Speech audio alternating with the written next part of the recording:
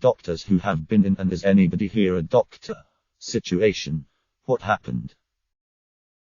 My mom has had to respond twice on flights when someone was in distress. The first time was in the air and a guy was having a diabetic low. She monitored him until we landed.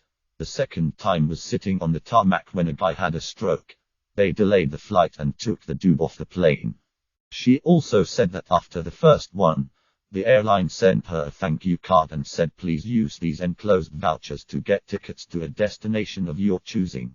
But they forgot to include the vouchers. She said she thought it would be rude to write back and say hey you forgot the vouchers. My friend has had it happen twice to him. Both heart-related in restaurants. Was able to use a defibrillator to save one's life and the other unfortunately passed. Defibrillators don't work if the heart is completely stopped. And CPR is a long shot and didn't work in this case. My wife is a doctor. She passed out on a plane trip and we had to see if there were any other doctors. My father, doctor, years ago was sent to work in southern Italy, although he already lived with my mother in the north, and a large part of the salary ended up in tickets to return by plane every weekend. The fact is that during the flight to the south, lasting about an hour, they do not give anything to eat except they pass with a trolley to give candies. Needless to say the classic situation of the old woman who chokes on it and cannot breathe. My dad was called and with a few heavy blows on the back he managed to get the candy out of the poor old woman. A week goes by and the day of the return on the plane comes. The trolley with the candies passes promptly and out of nowhere a girl sitting in front of my father who was trying to get one is blocked by her friend. Don't take it. Last week they told me that an old woman got choked up and to free her a doctor had to slap her really hard on the back. While we were on our descent, somebody lurched over in their chair and became unresponsive, tachycardic, and diaphoretic. The whole episode lasted for about 2 minutes. Then he woke up and vomited. I figured he had an arrhythmia, and recommended he not take his connecting flight to Cleveland, and instead go to the EMS was waiting on the ground and helped him off the plane. I actually saw him again on my return flight home. He told me he was diagnosed with an arrhythmia, and made an appointment to see a cardiologist in our hometown. Happened in an airplane. Me, as a 4th grade medical student and my professor at an airplane for going to a medical congress in our country, a man 50-ish years old lost his consciousness. We got there before the cabin crew yelled the situation had to do CPR for 25 minutes until we have landed at an airport for emergency landing. We still had a 1.5 hour of way, and we also landed off with him to make him reach hospital safely. It was a rural military airport. Airplane waited us to return. Took of minutes later after we landed. Got to our destination in return flight. We were upgraded to business class and taken from our hotel by a private chauffeur. I'm currently a first-year resident, internal medicine in Sweden. This happened last year, about a year after I graduated, so I was still relatively fresh out of med school. I was flying home from my vacation from the Mediterranean, a 3-hour flight, when they announced on the speaker system that they were looking for a healthcare professional. Stood up when they called out a second time, maybe 15 seconds later. It was me and a bit older nurse who went up to the front rows where a middle-aged male was awake but unresponsive. As I didn't really have a lot of experience and was somewhat panicking, kept the panic internally to myself. It's scary being alone. I fell back to Atlas and eventually noticed that I had a D problem. Decreased strength in one of his arms and one-sided facial droop that was quite mild. Long story short, I suspected a stroke but couldn't really do a whole lot. We were 30 minutes away from landing at the time of the initial call. They didn't deviate or anything. I didn't feel like I did that much, to be honest, except say that I suspected a stroke and asked if they could call an ambulance to the airport. The airplane seemed to land a bit faster than it usually does, and as we went off the runway, there was an ambulance waiting off the taxiway. When the ambulance staff boarded the plane, I gave a short report and that's basically it. I got a thank you from the relatives and the stewardesses. They asked me to write down my name and email, but I haven't heard anything since. Edit. Spelling. I'm not a doctor, but I'm a nurse. Just yesterday morning, I heard these women screaming in the hallway of my hotel. We need help. Does anyone know CPR? I ran out the door and told these women I was a nurse. They took me to the front lobby where they found a young woman who seemed to have overdosed. She wasn't breathing, but she had a pulse at first.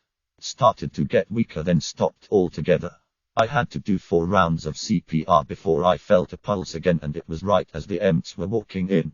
I work in nursing homes and most people are DNRs. I've never had to do CPR on anybody. It's crazy. That was my first time, and it was at a fucking hotel and not even work. Then you just so happened to ask this question. Lol. I was flying out of my home airport during my intern year. I had just finished my cardiology rotation. Intensive care. The flight attendant asked for a doctor because a passenger had severe chest pain. It turned out there was also my senior resident and my crew attending on the same flight.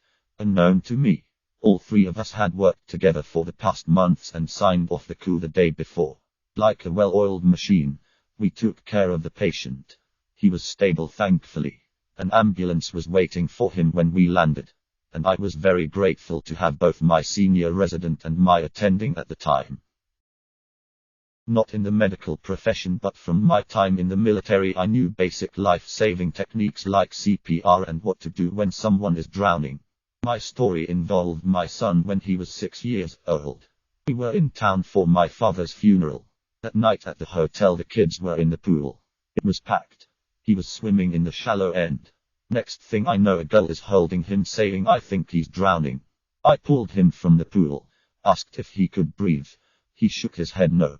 I laid him down, rolled him to his side and hit his back. He started throwing up lungfuls of water. Finally he says he can breathe. My wife is freaking out and he is white as a ghost. He threw up probably 4 to 5 times.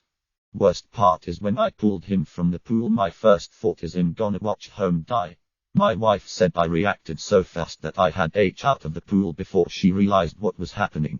I almost lost my composure when he looked at me and said, "Thanks for saving me, Dad. I recommend, if you can, to take some basic life savings classes." I have a doctorate, but I'm not a medical doctor.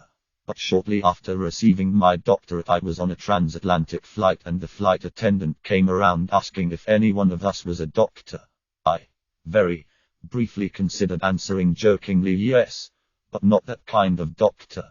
But the man in front of me said that he was, and as he was leaving with the attendant, he said to his wife, "I've been waiting my whole career for this."